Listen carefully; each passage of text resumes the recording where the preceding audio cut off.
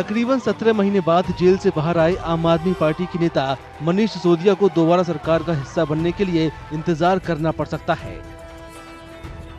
मनीष सिसोदिया को फरवरी 2023 में दिल्ली की शराब नीति के मामले में सीबीआई ने गिरफ्तार किया था। केंद्रीय एजेंसियों ने उन पर शराब वेंडिंग लाइसेंस धारियों को गलत तरीके से फायदा पहुंचाने का आरोप लगाया था।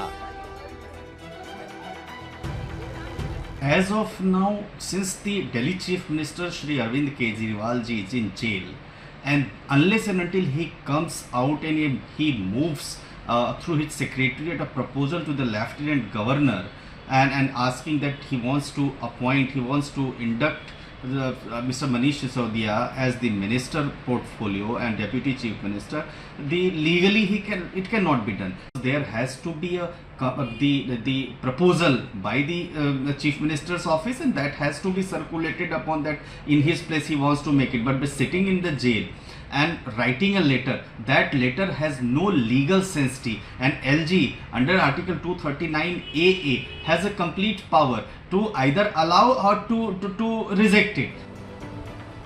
मंत्रियों की नियुक्ति के लिए एलजी को सिफारिश करने का अधिकार अकेले मुख्यमंत्री अरविंद केजरीवाल के पास है।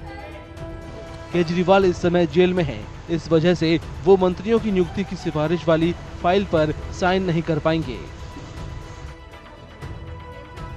If he wants to recommend the name of Mr. Manish Sisodia to be appointed as the Deputy CM for Delhi government, then he has to take the approval from the court, because right now he is lodged in jail in the Delhi excise policy or CBI case, and as per jail manuals, for signing any legal documents, he would be requiring proper supervision and the approval of the court.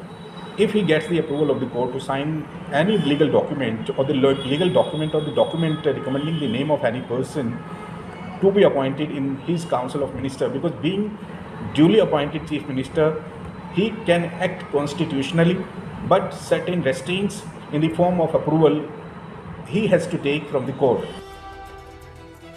Jail से बाहर आने के बाद सिसोदिया के फिर से सरकार में शामिल होने पर उठ रहे सवालों के बीच दिल्ली के विधानसभा चुनाव भी केवल 6 महीने दूर रह गए हैं। पार्टी के कुछ नेता उनकी जल्दी से जल्दी बहाली पर जोर दे रहे हैं, जबकि कुछ नेता उन्हें संगठन में देखना चाहते हैं।